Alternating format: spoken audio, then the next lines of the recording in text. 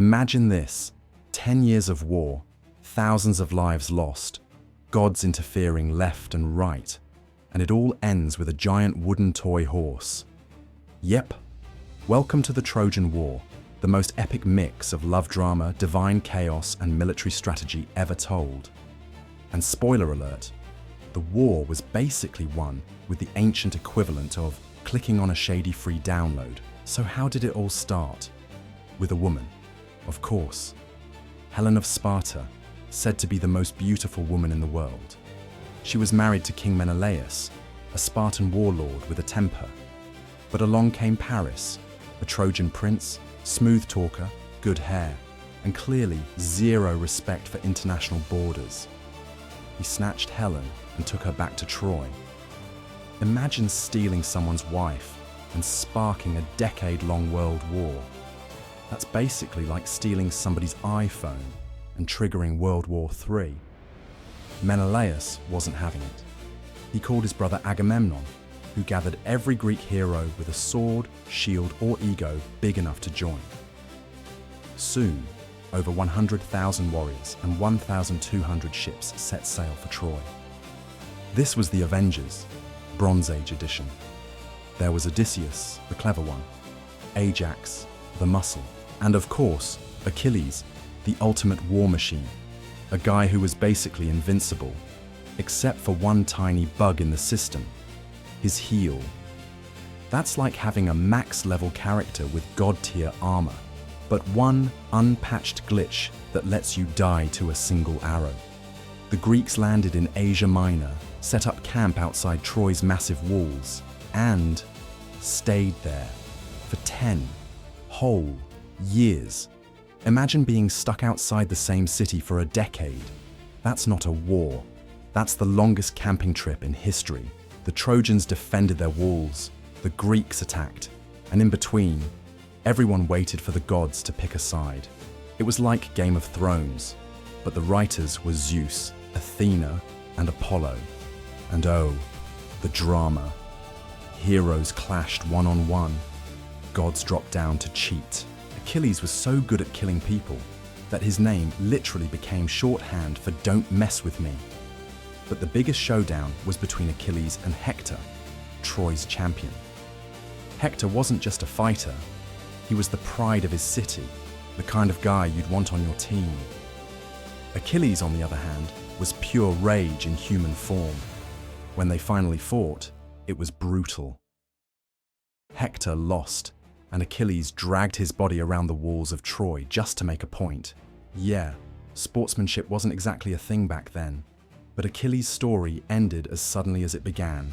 Paris, the same guy who started all this mess, fired an arrow that, with a little divine GPS guidance, struck Achilles right in his heel. And that's how the phrase Achilles' heel was born. Moral of the story? Even demigods have patch notes. With Achilles gone, the Greeks were running out of patience.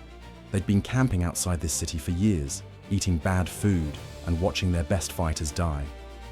They needed a trick. Enter Odysseus, the guy who could outsmart literally anyone. His idea? Build a massive wooden horse, hide a squad of soldiers inside, and leave it as a gift for the Trojans. Yes, the ancient world's first Trojan malware. So the Greeks pretended to sail away, leaving this giant horse at the gates. The Trojans came out, scratching their heads. Some said, "Burn it." Others said, "Roll it inside, it'll look nice in the town square." Guess which side won? That's right, the Let's Decorate committee.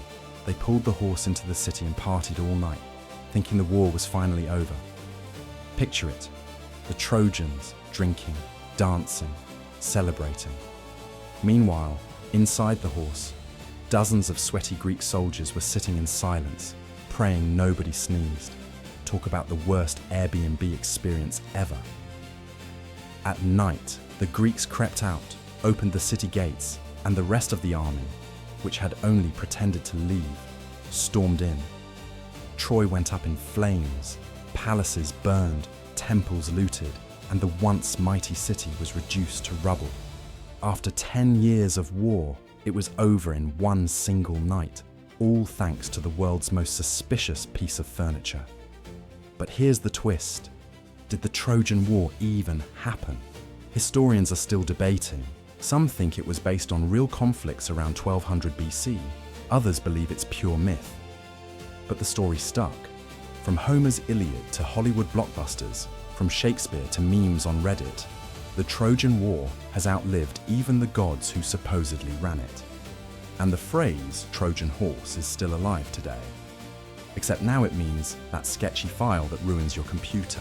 So what can we learn from this legendary war? First, maybe don't kidnap the most famous woman in the world unless you're ready to deal with 100,000 angry Greeks. Second, if your city survives 10 years of siege, maybe don't open the gates for a giant wooden surprise. And third, no matter how epic the war, history always finds a way to add a little bit of comedy. The Trojan War wasn't just about swords and shields. It was about pride, love, betrayal, and the ultimate reminder that humans never change. We're still falling for scams, still fighting over ego, and still making memes about it thousands of years later. So next time you hear about the Trojan War, don't just think of Achilles, Hector, or Helen.